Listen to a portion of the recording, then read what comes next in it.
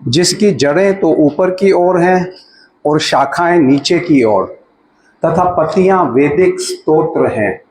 जो इस वृक्ष को जानता है वह वेदों का ज्ञाता है। इस वृक्ष की शाखाएं ऊपर तथा नीचे फैली हुई हैं और प्रकृति के 3 गुणों द्वारा पोषित हैं। इसकी टहनियां इंद्रिय विषय हैं। इस वृक्ष की जड़ें नीचे की ओर भी जाती हैं, जो मानव समाज के सकाम कर्मों से बंधी हुई हैं। इस वृक्ष के वास्तविक स्वरूप का अनुभव इस जगत में नहीं किया जा सकता। कोई भी नहीं समझ सकता कि इसका आदि कहाँ है, अंत कहाँ है, या इसका आधार कहाँ है। लेकिन मनुष्य को चाहिए कि इस दृढ़ मूल वाले वृक्ष को विरक्ति के शस्त्र से काट गिराए। तत्पश्चात उसे ऐसे स्थान की खोज करनी चाहिए जहां जाकर लौटना ना पड़े और जहां उस भगवान की शरण ग्रहण कर ली जाए, जिससे अनादि काल से प्रत्येक वस्तु का सूत्रपात तथा विस्तार होता आया है। और आज का जो श्लोक है वो 5वां और 6ठा श्लोक लेंगे। मैं यहीं से व्याख्या कर रहा हूँ, आगे नहीं पढ़ेंगे समय की पाबंदी के कारण। हरे कृष्णा। श्लोक इस प्रकार है। निर्माण मोहाजित संग दोषा अध्यात्म नित्या विनिवृत्त कामः द्वंद्वैर विमुक्तः सुख दुख संगे गच्छन्ति मूढ़ः पद्मयवयं तथा। जो झूठी प्रतिष्ठा, मोह तथा कुसंगति से मुक्त है, जो शाश्वत तत्व को समझते हैं, जिन्होंने भौतिक काम को नष्ट कर दिया है, जो सुख तथा दुख के द्वंद्व से मुक्त हैं और जो मोह रहित होकर परम पुरुष के शरणागत होना जानते हैं, वह उस शाश्वत राज्य को प्राप्त होते हैं। और 6ठा श्लोक जो है वो है ना तद भास्यते सूर्यो ना शशांको ना पावकः यद गत्वा ना निर्वर्तन्ते तद धाम परमं मम। वह मेरा परम धाम ना तो सूर्य या चंद्र के द्वारा प्रकाशित होता है और ना अग्नि या बिजली से। जो लोग वहां पहुंच जाते हैं वह इस भौतिक जगत में फिर से लौट कर नहीं आते। तो हम 5वें श्लोक का तात्पर्य पढ़ रहे हैं। यहाँ पर शरणागति का अत्यंत सुंदर वर्णन हुआ है। इसके लिए जिस प्रथम योग्यता की आवश्यकता है वह है मिथ्य अहंकार से मोहित ना होना। क्योंकि बद्ध जीव अपने को प्रकृति का स्वामी मानकर गर्वित रहता है, अतएव उसके लिए भगवान की शरण में जाना कठिन होता है। उसे वास्तविक ज्ञान के अनुशीलन द्वारा ये जानना चाहिए कि वह प्रकृति का स्वामी नहीं है। उसका स्वामी तो परमेश्वर है। जब मनुष्य अहंकार से उत्पन्न मोह से मुक्त हो जाता है तभी शरणागति की प्रक्रिया आरंभ हो सकती है। जो व्यक्ति इस संसार में सदैव सम्मान की आशा रखता है उसके लिए भगवान के शरणागत होना कठिन है। अहंकार तो मोह के कारण होता है, क्योंकि यद्यपि मनुष्य यहाँ आता है, कुछ काल तक रहता है और फिर चला जाता है, तो भी मूर्खतावश ये समझ बैठता है कि वही इस संसार का स्वामी है। इस तरह वह सारी परिस्थितियों को जटिल बना देता है और सदैव कष्ट उठाता रहता है। सारा संसार इसी भ्रांत धारणा के अंतर्गत आगे बढ़ता है। लोग सोचते हैं कि ये भूमि या पृथ्वी मानव समाज की है और उन्होंने भूमि का विभाजन इस मिथ्य धारणा से कर रखा है कि वह इसके स्वामी है। मनुष्य को इस भ्रम से मुक्त होना चाहिए कि मानव समाज ही इस जगत का स्वामी है। जब मनुष्य इस प्रकार की भ्रांत धारणा से मुक्त हो जाता है तो वह पारिवारिक, सामाजिक तथा राष्ट्रीय स्नेह से उत्पन्न कुसंगतियों से मुक्त हो जाता है। ये त्रुटिपूर्ण संगतियां ही उसे इस संसार से बांधने वाली हैं।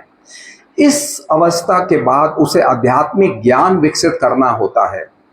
उसे ऐसे ज्ञान का अनुशीलन करना होता है कि वास्तव में उसका क्या है और क्या नहीं है। और जब उसे वस्तुओं का सही से ज्ञान हो जाता है तो वह सुख दुख हर्ष विषाद जैसे द्वंद्वों से मुक्त हो जाता है, वह ज्ञान से परिपूर्ण हो जाता है और तब भगवान का शरणागत बनना संभव हो पाता है। तात्पर्य श्लोक नंबर 6। यहाँ पर आध्यात्मिक जगत अर्थात भगवान कृष्ण के धाम का वर्णन हुआ है, जिसे कृष्ण लोक या गोलोक वृंदावन कहा जाता है। चिन्मय आकाश में ना तो सूर्य प्रकाश की आवश्यकता है, ना चंद्र प्रकाश अथवा अग्नि या बिजली की, क्योंकि सारे लोक स्वयं प्रकाशित हैं। इस ब्रह्मांड में केवल एक लोक सूर्य ऐसा है जो स्वयं प्रकाशित है, लेकिन आध्यात्मिक आकाश में तो सभी लोक स्वयं प्रकाशित हैं। उन समस्त लोकों के, जिन्हें वैकुंठ कहा जाता है, चमचमाते तेज से चमकीला आकाश बनता है, जिसे ब्रह्म ज्योति कहते हैं। वस्तुतः ये तेज कृष्ण लोक गोलोक वृंदावन से निकलता है। इस तेज का एक अंश महतत्व अर्थात भौतिक जगत से आच्छादित रहता है। इसके अतिरिक्त ज्योतिर्मय आकाश का अधिकांश भाग तो आध्यात्मिक लोकों से पूर्ण है, जिन्हें वैकुंठ कहा जाता है और जिनमें से गोलोक वृंदावन प्रमुख है। जब तक जीव इस अंधकारमय जगत में रहता है तब तक वह बद्ध अवस्था में होता है, लेकिन ज्यों ही वह इस भौतिक जगत रूपी मिथ्या विकृत वृक्ष को काटकर आध्यात्मिक आकाश में पहुंचता है, त्यों ही वह मुक्त हो जाता है। तब वह यहाँ वापस नहीं आता। इस बद्ध जीवन में जीव अपने को भौतिक जगत का स्वामी मानता है, लेकिन अपनी मुक्त अवस्था में वह आध्यात्मिक राज्य में प्रवेश करता है और परमेश्वर का पार्षद बन जाता है। वहां पर वह सच्चिदानंदमय जीवन बिताता है। इस सूचना से मनुष्य को मुग्ध हो जाना चाहिए। उसे उस शाश्वत जगत में ले जाए जाने की इच्छा करनी चाहिए। उस सच्चाई के इस मिथ्य प्रतिबिंब से अपने आप को विलग कर लेना चाहिए। जो इस संसार से अत्यधिक आसक्त है, उसके लिए इस आसक्ति का छेदन करना दुष्कर होता है, लेकिन यदि वह कृष्ण भावनामृत को ग्रहण कर ले तो उसके क्रमशः छूट जाने की संभावना है। उसे ऐसे भक्तों की संगति करनी चाहिए जो कृष्ण भावना भावित होते हैं। उसे ऐसा समाज खोजना चाहिए जो कृष्ण भावनामृत के प्रति समर्पित हो और उसे भक्ति करनी सीखनी चाहिए। इस प्रकार वह संसार के प्रति अपनी आसक्ति विच्छेद कर सकता है। यदि कोई चाहे कि केसरिया वस्त्र पहनने से भौतिक जगत के आकर्षण से विच्छेद हो जाएगा, तो ऐसा संभव नहीं है। उसे भगवत भक्ति के प्रति आसक्त होना पड़ेगा। अतएव मनुष्य को चाहिए कि गंभीरता पूर्वक समझे कि 12वें अध्याय में भक्ति का जैसे वर्णन है, वही वास्तविक वृक्ष की इस मिथ्य अभिव्यक्ति से बाहर निकलने का एकमात्र साधन है। 14वें अध्याय में बताया गया है कि भौतिक प्रकृति द्वारा सारी विधियां दूषित हो जाती हैं, केवल भक्ति ही शुद्ध रूप से दिव्य है। यहाँ परमम शब्द बहुत महत्वपूर्ण है। वास्तव में जगत का कोना कोना भगवान की संपत्ति है, परंतु दिव्य जगत परम है और 6 ऐश्वर्यों से पूर्ण है। कठोपनिषद 2:2-15 में भी इसकी पुष्टि की गई है कि दिव्य जगत में सूर्य प्रकाश, चंद्र प्रकाश या तारागण की कोई आवश्यकता नहीं है। ना तत्र सूर्यो भाति ना चंद्र तारकम, क्योंकि समस्त आध्यात्मिक आकाश भगवान की आंतरिक शक्ति से प्रकाशमान है। उस परम धाम तक केवल शरणागति से ही पहुंचा जा सकता है, अन्य किसी साधन से नहीं। हरे कृष्णा हरे कृष्णा कृष्णा कृष्णा हरे हरे, हरे राम राम राम हरे हरे। ओम अज्ञानतिमिरान्धस्य ज्ञानाञ्जनशलाकया चक्षुरुन्मिलितं येन तस्मै श्रीगुरुवे नमः।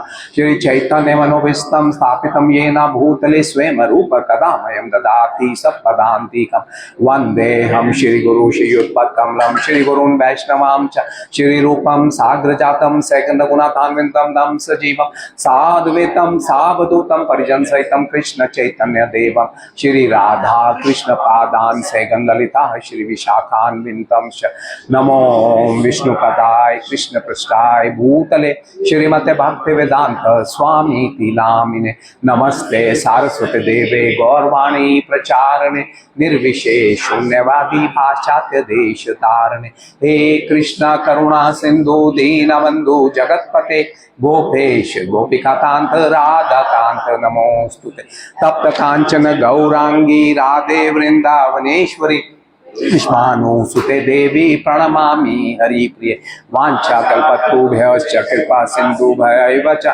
पतितानां पावनभयो वैष्णवभयो नमो नमः। जय श्री कृष्ण चैतन्य प्रभु नित्यानंद श्री अद्वैत गदाधर श्रीवासादि गौर भक्त वृंद हरे कृष्णा कृष्णा कृष्णा हरे हरे हरे राम राम राम हरे हरे। हरे कृष्णा। आए हुए भक्तों का स्वागत है। चर्चा करेंगे भगवद गीता अध्याय 15 पुरुषोत्तम योग श्लोक संख्या 5 और 6। कल हमने श्रवण किया था श्लोक संख्या 15.3 और 15.4। उसमें प्रभु जी बता रहे थे कि संसार चक्र इतना दृढ़ है कि उससे निकल पाना बहुत कठिन है। Very difficult to get out of this. अश्वत्थी को जो वृक्ष है उसको संसार से कंपेयर किया गया था, तो इस संसार से निकल पाना बहुत कठिन है। और वहां से निकलने का सिर्फ एकमात्र उपाय है और वो है भगवान की शरणागत होना। यही बताया गया। और पिछले श्लोक में भी, इस श्लोक में भी, आगे वाले श्लोक में भी ये बता रहे हैं कि केवल और केवल एकमात्र जो उपाय है वो है शरणागत होना। प्रभु जी बता रहे थे क्योंकि ये विशेष बंधन है, इसलिए उसके काटने के लिए विशेष अस्त्र चाहिए, और वह है असंग अस्त्र। असंग अस्त्र उसका मतलब कि साधु संग। असंग अस्त्र जो है उसका मतलब क्या है कि साधु संग चाहिए। अगर हमको साधु संग मिलता है, साधु संग लेते हैं और उनके अनुगत हम चलते हैं तो हमारा कल्याण हो सकता है, हम भगवान की शरणागत हो सकते हैं। तो हम लोग बहुत भाग्यशाली हैं कि हमें हिज ग्रेस कृष्ण कांतिदास प्रभु जी और हिज ग्रेस विद्यादास प्रभु जी का साधु संग प्राप्त है। इसका लाभ उठाना है और we are very fortunate because of this actually. तो ये संग प्राप्त होगा तो ही इसी संसार से विरक्ति होगी। अगर ये संग प्राप्त नहीं हुआ और हमने इसका लाभ नहीं उठाया तो विरक्ति ही नहीं हो सकती है। लेकिन ये अस्त्र कैसा होना चाहिए? इसकी धार बहुत तेज होनी चाहिए। और धार तेज कैसे कर सकते हैं? दो तरीके, एक श्रवण और एक कीर्तन। श्रवण और कीर्तन जितना करेंगे इस अस्त्र की धार जो है वो तेज होती रहेगी। और पिछले वाले श्लोक में बताया है कि इस दृढ़ मूल वाले वृक्ष को विरक्ति के शस्त्र से काट करना चाहिए। और अगर उसकी धार तेज होगी तो वो काट गिराएगा। और वो दो चीजें क्या हैं? श्रवण और कीर्तन। जाप करिए और कीर्तन करिए और श्रवण करिए, रोज श्रवण करिए एक्चुअली। हरे कृष्णा। तो भगवान ने बताया कि ये संसार रूपी अश्वत्थ वृक्ष जो है ये मनुष्यों को कर्म से बांधता है, और इसका ना तो कोई आदि है ना कोई अंत है, और मध्य का भी कोई वर्णन या निर्धार इसका निर्णय नहीं हो सका इसका, और उससे हम निकल भी नहीं पाते हैं। It is so difficult to get out of this actually. एक ही उपाय बताया और वो है शरणागत। शरणागत होंगे तो we can get out of this actually. नहीं तो इस संसार बंधन में, the cycle of birth death old age and disease में फंसे रहे हैं और अनंत जन्मों से हम चलते आ रहे हैं और अभी भी निकलने की कोई गुंजाइश नहीं दिखती है। It is so difficult to get out. जरा सा भी अगर आप वो करें ना, क्या कहते हैं, इंट्रोस्पेक्शन, तो समझ में बाहर आ जाता है। और कांति प्रभु जी बार बार बोलते हैं self introspection is what is required to be done. अगर सेल्फ इंट्रोस्पेक्शन करेंगे तो एक एक शब्द जो भगवत गीता में दिया गया है या जो हम साधु की वाणी से सुनते हैं वो छेदन करता है। अरे where we stand and what is required to be done. Hare Krishna. तो उस बंधन से मुक्ति कैसे होगी? उसका एक ही उपाय है, भगवत शरणागति पुरुषम प्रपदे। और आज के श्लोक में भी आखिरी लाइन प्रभुपाद लिखते हैं, कृष्ण की शरण ग्रहण करते ही मनुष्य स्वतः इस भौतिक विस्तार से विलग हो जाता है। तो रिक्वायरमेंट क्या है? शरणागत होना। कैसे शरणागत होंगे और कैसे, कहते हैं कि किस योग्यता, ऐसे कौन योग्यता वाले मनुष्य हैं, कौन कैसी योग्यता चाहिए जिससे कि हम शरणागत हो सकें। वो जो योग्यता चाहिए, जो योग्यता होनी चाहिए, उसका वर्णन आज भगवान इस 5वें श्लोक में कर रहे हैं कि उसके क्या लक्षण होने चाहिए। What should be the qualification of such a person who can go back to Godhead. उसके लक्षण पता लगाते हैं, उसकी ये जो क्वालिफिकेशंस हैं। और प्रभुपाद भी अपने तात्पर्य में कहते हैं कि इसके लिए जिस प्रथम योग्यता की आवश्यकता है, प्रथम योग्यता, जिसका मतलब योग्यता होनी चाहिए, जिस योग्यता को हम अगर ग्रहण करेंगे, अधिकार में लाएंगे, तो ही we can go back to godhead. नहीं तो हम, और इसके आगे वाले श्लोक में बता दिया, अरे कहां जाना है? उस धाम में जाना है जहां पर ना तो सूर्य, ना चंद्र और ना ही अग्नि का प्रवेश होता है। वो सेल्फ प्रकाशित है। उनके लिए ये जो जहां पे दिखते हैं, हम इस जगत, भौतिक जगत में दिखते हैं, सूर्य है, चंद्र है, हमने तो सिर्फ सूर्य देखा। प्रभुपाद भी वही लिखते हैं कि सिर्फ सूर्य ही देखा। सूर्य नहीं तो जीवन नहीं, सूर्य है तो जीवन है, और सूर्य के अलावा तो हमको कुछ पता ही नहीं है। एंड एवरीथिंग इज, बट ये सूर्य, कहते हैं प्रभुपाद कि ये इस लोक में एक ऐसा लोक है जो सेल्फ इल्यूमिनेटेड है। लेकिन आगे वाले श्लोकों में जब आप पढ़ेंगे तो ये भी सेल्फ इल्यूमिनेटेड नहीं है। इसकी भी जो शक्ति है, इसकी भी जो वो क्या कहते हैं, चमक है, रोशनी है, या ये आभा है, ये सब क्या है? ये भी भगवान से सूर्य को मिलती है। चंद्र और तारागणों का तो कहना ही क्या है, एक्चुअली वो तो वैसे ही सूर्य के ऊपर आधारित है। तो उस धाम में जाने के लिए क्या करना है? शरणागत होना है। और शरणागत कौन जा सकता है? कौन उस धाम में जा सकता है?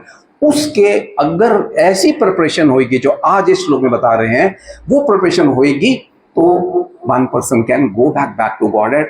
नहीं तो जैसे नारद जी कहते हैं ना कि वो इतना बड़ा कुआं, एक होल है, एक खड्डा है, वो कुआं है एक्चुअली, उसके अंदर मैंने लोगों को जाते तो क्या बोलते हैं, जाते तो देखा, मतलब इस संसार में बद्ध होते तो देखा, लेकिन यहां से निकल कोई नहीं पाया। I have never seen somebody coming out and going back to Godhead actually. So it is very difficult unless we understand कि क्या क्राइटेरिया दे रहे हैं भगवान, कि ये वाले गुण जो हैं, ये वाले जो लक्षण हैं, इनको अगर आप प्राप्त करते हो, इनको डेवलप करते हो, इनको प्रिपरेशन में लाते हो, तो इट इज पॉसिबल। वो कहते हैं कि वो उस शाश्वत राज्य को प्राप्त करता है, उस शाश्वत राज्य को प्राप्त कर लेता है। तो क्या बोले?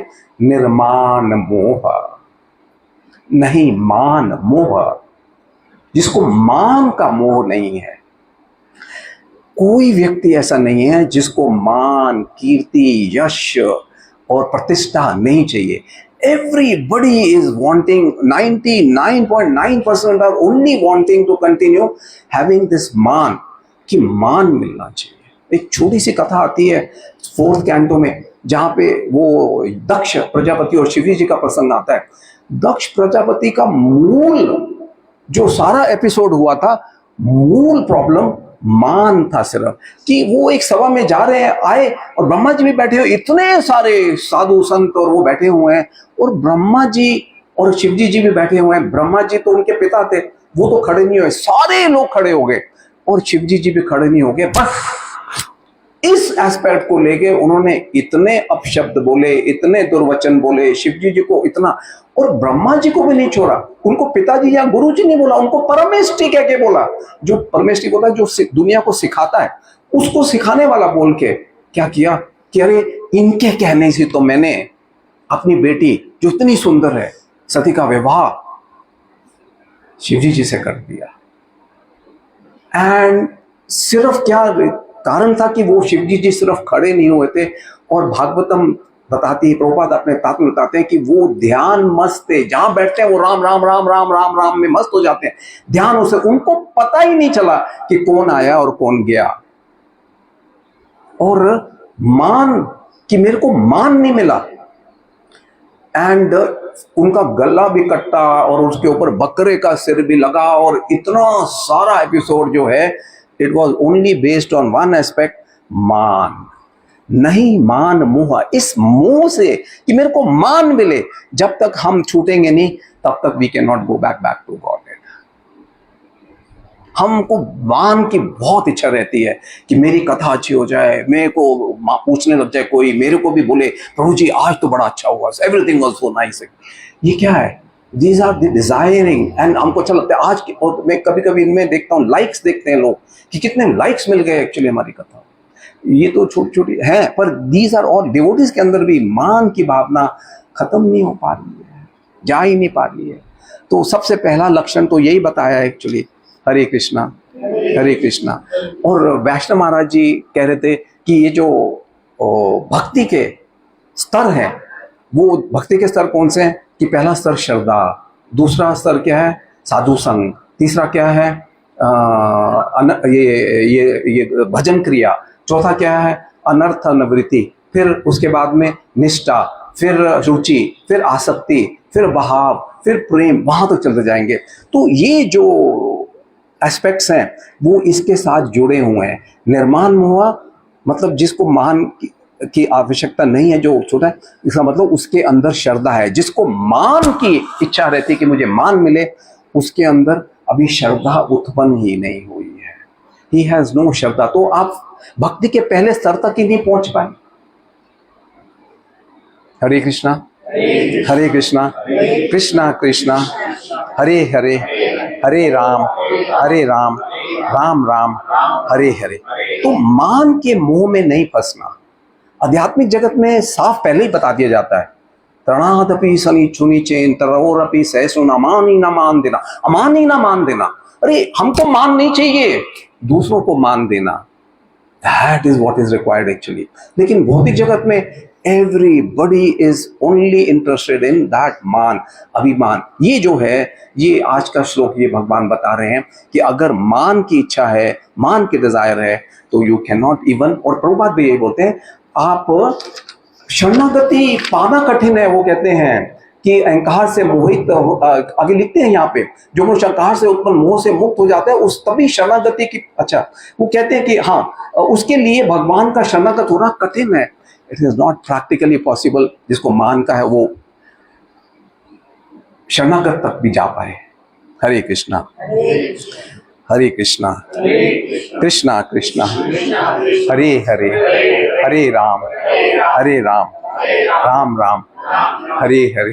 तो महाराज जी बता रहे थे कि एक ऐसा वर्ग भी है जो कहता है कि खाना ना मिले बेशक, 2 दिन से मैं भूखा रह लूंगा, और सोने को भी ना मिले, लेकिन ना उपवास करने को भी तैयार है, लेकिन और उसको पैसे भी ना मिले, लेकिन अपमान मत करना, मेरा अपमान मत करना। और ऐसा वर्ग है जो लोग, ऐसे लोग होते हैं जो अपमान का बदला लेने के लिए कहीं जन्म ले लेते हैं। आपने फिल्मों में भी देखा होगा, वो पहले जब फिल्में होती थी तो उसमें वो बदला लेने के लिए generations after generations are fighting among themselves और बिटवीन देमसेल्व्स टू, कि ये जो मान का एस्पेक्ट है ये खत्म हो जाए। हरे कृष्णा कृष्णा कृष्णा हरे हरे, हरे राम राम राम हरे हरे। तो इसलिए भगवान कहते हैं कि मेरे धाम में आने की फर्स्ट क्वालिफिकेशन है मान के मोह से बचना, मान की भूख से बचना, निर्मान मोह, मान का मोह जिसके अंदर ना हो, that is what is required, कि मोह नहीं होना चाहिए। तो प्रभुपाद अपने तात्पर्य में ये भी लिखते हैं कि जीव अपने को प्रकृति का स्वामी मानकर गर्वित होता है कि मैं स्वामी हूं, प्रकृति का स्वामी हूं मैं, और अपने को प्रकृति का स्वामी मानते हैं। इस विषय में भगवान को शरण में अगर मान रहेगा तो फिर भगवान की शरण में जाना कठिन है। हरे कृष्णा। तो जो मान सम्मान के मोह से बच चुके हैं वह अव्य पद को प्राप्त करने योग्य होते हैं। They can definitely go back to Godhead. दूसरा बोल रहे हैं जित संग दोषा। जित संग दोषा, और जित संग दोषा जो दूसरा लक्षण है वो कह रहे हैं कि संग के कारण तू फंसा हुआ है। क्यों इस संसार में फंसा हुआ है? क्योंकि तेरा संग जो है वो कुसंग है। उसे छोड़, कुसंग को छोड़। जित संग दोषा, वो दोषपूर्ण जो संग है उसको तू छोड़ दे। क्या असत संग छोड़कर सत्संग में जाओ। असत्संग छोड़ देना चाहिए। और चैतन्य महाप्रभु भी कहते हैं असत्संग त्याग ए वैष्णव आचार। वैष्णव का आचार क्या है? How he should behave, how he should do, कि उसके पास कोई भी ये असत्संग नहीं होना चाहिए। तो साधु संग करना है। क्या करना है? साधु संग करना है। अगर कहते हैं कि अगर दुर्योधन को शकुनी का संग नहीं मिला होता तो महाभारत युद्ध ही नहीं होता, या कर्ण का भी नहीं मिला। और अंग महाराज थे, उनका बेटा राजा बेन बना था, बेन को भी एक कुसंग मिला था। उस कुसंग के कारण वो कहते हैं कि रास्कल बन गया एक्चुअली, कि अंग महाराज को जीते जी अपना राज्य छोड़ना पड़ा and he had to go back to the forest actually. तो जैसा संग वैसा ही रंग हो जाता है, और हम कैसा संग करते हैं उसी के प्रकार विचार होगा, विवेक होगा। इसलिए साधु संग की बहुत आवश्यकता है। रिक्वायरमेंट क्या है? साधु संग। और दूसरा जो श्रद्धा के बाद भक्ति का स्तर है वो क्या है? साधु संग। साधु संग मिलेगा, श्रद्धा होगी, साधु संग मिलेगा, और फिर हम आगे बढ़ जाएंगे। तो सेकंड स्टेप, श्रद्धा के बाद दूसरा जो है वो साधु संगी है। भगवान कहते हैं कि मेरा धाम को प्राप्त करने की दूसरी योग्यता है असत संग को छोड़कर साधु संग को अपनाना। श्रील प्रभुपाद के संग से हिप्पीज जो थे यूएसए में, कितने सारे हिप्पीज थे, वो सारे हैप्पी बन गए। क्या संग मिला उनको? प्रभुपाद का संग मिला। जिन जिनको मिला वो तो बदल ही गए एक्चुअली। और प्रभुपाद बोलते हैं कि आजकल के जो स्कूल और कॉलेजेस हैं वो स्लॉटर हाउसेस हैं, क्योंकि वहां पे कुसंग ही सिखाया जा रहा है। किसी भी कॉलेज या स्कूल में चले जाओ, आत्मा परमात्मा की कोई पढ़ाई नहीं होती है, सत्संग की कोई पढ़ाई नहीं होती है। पढ़ाई क्या होती है? भौतिक जीवन को कैसे और बढ़िया बनाना है, how to make it more prosperous. तो उनको बोला गया कि ये स्लॉटर हाउसेस है।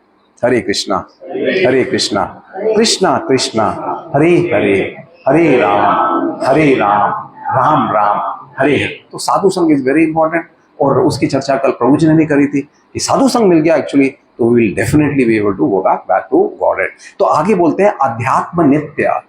अध्यात्म नित्य, अध्यात्म नित्य कहते हैं कि अध्यात्म ज्ञान का नित्य बना रहना होगा। अध्यात्म ज्ञान शुड बी देयर ऑन नित्य बेसिस। नित्य कर्म होते हैं नित्य बेसिस पर। भक्ति का तीसरा स्तर क्या है? भजन क्रिया। भक्ति का स्तर क्या है? भजन क्रिया। तो अगर नित्यम भागवत सेव्या बोला जाता है ना, हम रोज बोलते हैं ये वाला श्लोक, नित्यम भागवत सेव्या। नित्य प्रतिदिन अगर 16 माला जाप करेगा, नित्य श्रवण करेगा, मॉर्निंग में श्रीमद् भागवतम की कथा सुनेगा, शाम को भगवत गीता का श्रवण करेगा, तो नित्य अगर अध्यात्म में लगे रहेंगे, यही भगवान चाह रहे हैं कि अध्यात्म नित्य होना चाहिए। और श्रील प्रभुपाद भी अपने आदेश में लिखते थे कि जो भी मेरे अनुयायी हैं, जो भी मेरे अनुयायी हैं, वे प्रतिदिन विदाउट फेल मंगला आरती अटेंड करें, जब क्लासेस अटेंड करें, सुबह भागवत सुने, शाम को भगवत गीता सुने, और जितना संभव हो सके सेवा करें।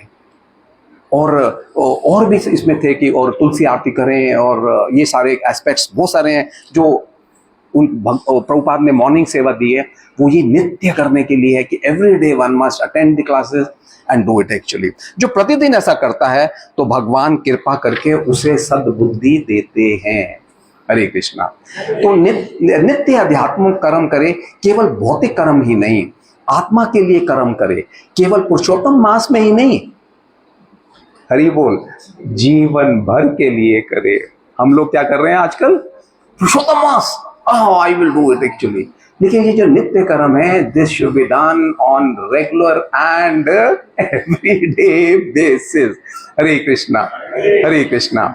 नित्य ब्रह्म मुहूर्त में उठना चाहिए, नित्य जाप करना चाहिए, नित्य श्रवण करना चाहिए, नित्य कीर्तन करना चाहिए, नित्य भक्तों की संगति करना चाहिए और नित्य सेवा करनी चाहिए, नित्य तुलसी पूजा करनी चाहिए, गुरु पूजा करनी चाहिए, स्तुति पाठ करना चाहिए, और ऐसे करके so many aspects of it which, और दंडवत प्रणाम करना चाहिए।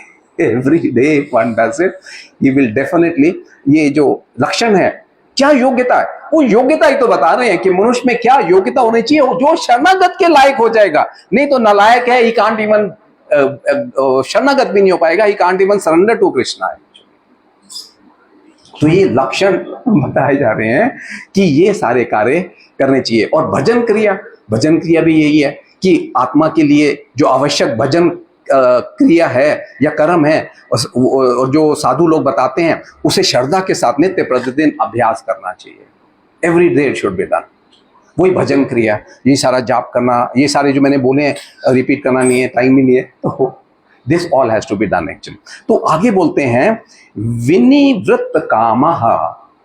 विनिवृत्त कामः, और विनिवृत्त कामा मतलब काम से निवृत्त होने से ही अध्यात्म पद प्राप्त होता है। जब तक वो यहां पे लिखते हैं ना, जिन्होंने भौतिक काम को नष्ट कर दिया है। और काम क्या होता है? भौतिक काम जो है अपनी इंद्र तृप्ति के लिए जो भी कार्य किया जाता है वो काम है, अपने लिए जो अपनी तृप्ति, इंद्र तृप्ति के लिए जो किया जाता है, दैट इज काम एक्चुअली। और काम वासना भी रहती है। तो इन सब से छुटकारा पाना, इनसे मुक्त होना, तभी तो we can go into that शरणागत एस्पेक्ट। नहीं तो हम शरणागत की सीढ़ी के फर्स्ट स्टेप तक नहीं चढ़ पाते हैं। और ये जो काम है यही सबसे भयंकर है। यही कितने सारे अनर्थ हैं, अनर्थों की गिनती करते चले जाओ तो मिलते चल जाएंगे। काम उन सबका हेड ऑफ डिपार्टमेंट है। एचओडी कौन है इनका? काम है एक्चुअली। और भगवान भी 3.43 में बोलते हैं, जही शत्रु महाभाव काम रूपम दुरासदम। भगवान भगवत में कहते हैं कि आध्यात्मिक शक्ति द्वारा इस काम रूपी दुर्जय शत्रु को जीतो। और अर्जुन जो कहता है, पूछता है कि मैं तो नहीं करना चाहता, पर फिर भी मेरे को जबरदस्ती करा दिया जाता है। I don't want to do पाप, I am not interested in doing it. तो भगवान कहते हैं ये काम ही तो करा रहा है। ये जो काम की इच्छा, डिजायर जो तुम्हारे अंदर पनपती रहती है, ये वही तो करा है कि ये सब मेरे को चाहिए, जहां तक मैं देखूं वो मेरा। हरे कृष्णा। तो काम, ये सब काम ही लगाता है आपको। तो काम ही अनर्थ है। सारे अनर्थों का हेड ऑफ द डिपार्टमेंट वही है। तो चौथा श्रद्धा, वो भक्ति की स्तर कौन सा है? अनर्थ निवृत्ति। तो इस अनर्थ को दूर करना, ये निवृत्ति होनी चाहिए। अनर्थ निवृत्ति तक अगर हम पहुंच जाते हैं, if you can reach up to अनर्थ विकी, फिर निष्ठा, रुचि और आसक्ति में आसान हो जाती है। और उसके बाद तो कुछ करना ही नहीं है, भगवान स्वयं खींच लेते हैं उसको। Then he doesn't have to think about other aspects कि भाव कैसे आएगा, प्रेम कैसे आएगा, वो आपको करने का जरूरत नहीं है। आप सिर्फ रुचि, आसक्ति तक जाइए, rest everything God does it actually. आपका कर्तव्य है कि वहां तक मैं पहुंचूं। लेकिन अनर्थ निवृत्ति तक पहुंचना इज वेरी वेरी एसेंशियल, कि हमारे ये जो अनर्थ हैं ये समाप्त हो जाए। होते नहीं है, बोलना बड़ा आसान है, बट सुनते रहेंगे, बार बार सुनते रहेंगे। और कैसे ये हो पाएगा? ये श्रवण और कीर्तन से हो जाता है। सुनते रहेंगे, थोड़ा सा मनन करेंगे, इट बिकम्स फिजिबल। गिरेंगे, फिर उठेंगे, फिर पश्चाताप करेंगे, फिर इसी पर चलते रहेंगे, तो it becomes feasible and possible कि नहीं, दृढ़ निश्चय। नेक्स्ट वाला क्या है भक्ति का? निष्ठा। तो दृढ़ निश्चय जब हो जाता है कि नहीं, I will not do, I make sure that I will, जब दृढ़ हो जाएगा, उसमें निष्ठा हो जाएगी, तो हम आगे बढ़ते चले जाएंगे। हरे कृष्णा, हरे कृष्णा, कृष्णा कृष्णा हरे हरे, हरे राम राम राम अरे तो काम से निवृत्त होना पड़ेगा, काम को जीतना पड़ेगा। यजाति महाराज 1000 वर्षों तक वो करते रहे, आखिर में इवेंचुअली यही बोला कि नहीं, इसको और नहीं, इसको छोड़ना पड़ेगा। यजाति महाराज भी बोले एक्चुअली किसको छोड़ना। और यहाँ पे अगर जाओ ना आप ब्रह्म, ये क्या है, बद्रीनाथ वगैरह में, जगन्नाथपुरी वगैरह में, वहां पे जो ब्रह्मचारी हैं वो ही भगवान के अंग स्पर्श कर सकते हैं और उनकी सेवा कर सकते हैं। नहीं तो जो लिप्त हैं काम में, विषयों में हैं, वो तो उनको अलाउड ही नहीं है कि आप वहां पे भगवान की अंग सेवा कर सको। हरे कृष्णा। तो काम से निवृत्त हुए बिना भगवान के पास जाना संभव नहीं। कैसे होगा? नित्यम भागवत सेव्या। आगे बोलते हैं द्वंद्वेर विमुक्ता, द्वंद्वेर विमुक्ता, द्वंद्व से विमुक्त होना चाहिए। द्वंद्व, सुख दुख, मान अपमान, हानि लाभ, दिन रात, राग द्वेष, इन सब एस्पेक्ट से हम जूझ रहे हैं एक्चुअली, और हम टॉलरेट भी नहीं कर पा रहे हैं इनको, और दृढ़ भी नहीं हो पा रहे हैं। जब अपना कुछ है ही नहीं, जब ये शरीर, ये क्यों होते हैं ये वाले द्वंद्व क्यों होते हैं? जब हम अपने को शरीर मान बैठते हैं, देहात्मक बुद्धि हो जाती है, तो ये सारे द्वंद्व भी शुरू हो जाते हैं। और जब हम ये शरीर है ही नहीं, तो फिर इन द्वंद्वों से क्यों फंसे रहना? हरे कृष्णा। सुख आता है और चला जाता है।